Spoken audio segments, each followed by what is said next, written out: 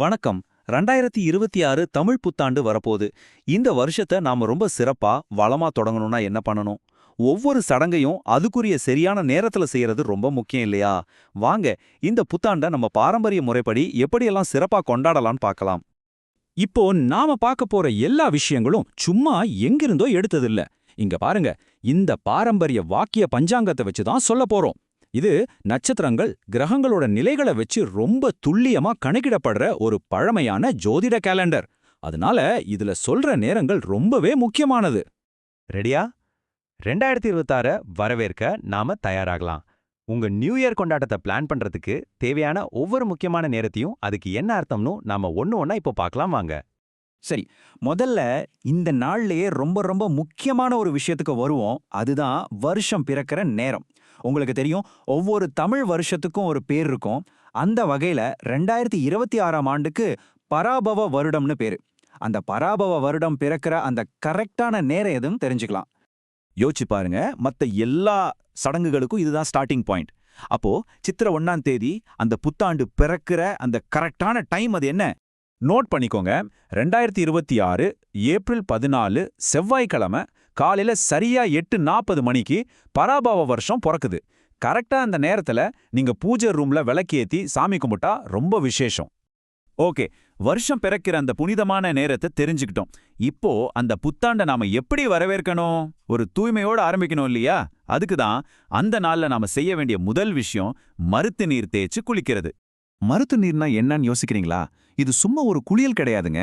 விஷு புண்ணிய காலம்னு சொல்லுவாங்க. அந்த நேரத்துல சில குறிப்பிட்ட மூலிகைகளையும் நல்ல வாசனை உள்ள பூக்களையும் தண்ணியில கலந்து அந்த தண்ணியில குளிக்கிறது தான் இந்த சடங்கு.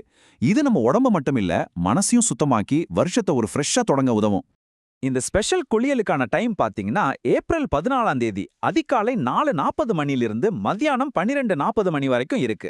சோ உங்களுக்கு நல்ல ஒரு டைம் விண்டோ இருக்கு. வசதியான நேரத்துல செஞ்சுக்கலாம். முக்கியமா ஒண்ணு, குளிக்கும் போது கிழக்கு திசையை பார்த்து நின்னு குளிக்கிறது ரொம்ப நல்லதுன்னு சொல்லப்படுது. சரி, குளிச்சு முடிச்சாச்சு. அடுத்து என்ன? சூப்பரா புது Dress போட வேண்டியதா? இந்த புது வருஷத்துக்கு என்ன கலர்ல Dress போட்டா வருஷம் முழுக்க நமக்கு நல்லா இருக்கும்? வாங்க பார்க்கலாம். இந்த பராபவ வருஷத்துக்கு சிவப்பு மற்றும் வெள்ளை கலந்த மாதிரி ட்ரெஸ் போடுறது ரொம்ப நல்லதான். சிவப்பு மங்களத்தையும் வெள்ளை தூய்மையையும் குறிக்குது இல்லையா?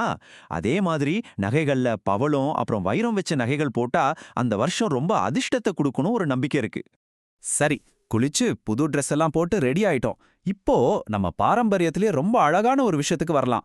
அதுதான் கைவிசேடம். சிம்பிளா சொல்லணும்னா இதுதான் அந்த வருஷத்தோட முதல் பண பரிமாற்றம். வீட்ல இருக்கிற பெரியவங்க சின்னவங்களுக்கு அவங்க கையால பணம் கொடுத்து இந்த வருஷம் முழுக்க நீ நல்லா செல்வ செழிப்போட இருக்கணும்னு ஆசீர்வாதம் பண்ணுவாங்க. இந்த கைவிசேடம் கொடுக்கறதுக்கும் வாங்குறதுக்கும் 3 நல்ல நேரம் இருக்கு.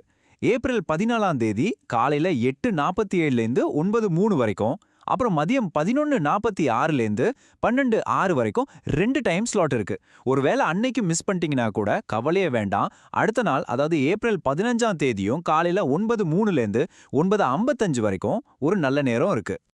இது வரைக்கும் நாம பார்த்தத எல்லாருக்குமான பொதுவான விஷயங்கள். ஆனா இப்போ பஞ்சாங்கத்துல குறிப்பிட்டு சொல்ற ஒரு முக்கியமான ஜோதிட குறிப்பை பத்தி பார்க்கலாம்.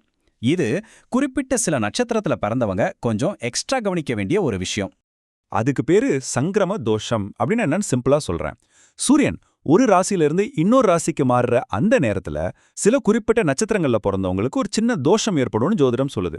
அவ்வளவுதான். இந்த 2026 புத்தாண்டு பொறுத்த வரைக்கும் இப்போ நீங்க ஸ்கிரீன்ல பார்க்குற இந்த நட்சத்திரக்காரங்களுக்கு சங்கிரம தோஷம் இருக்குன்னு சொல்லப்பட்டிருக்கு.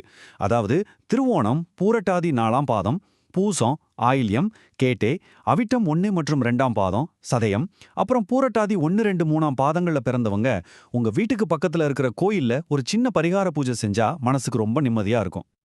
அப்போ 2026 தமிழ் புத்தாண்ட நல்ல ஆனந்தமா, செழிப்பா, நம்ம பாரம்பரியப்படி கொண்டாட தேவையான எல்லா முக்கியமான நேரங்களையும் சடங்குகளையும் இப்ப நீங்க தெரிஞ்சுக்கிட்டீங்க.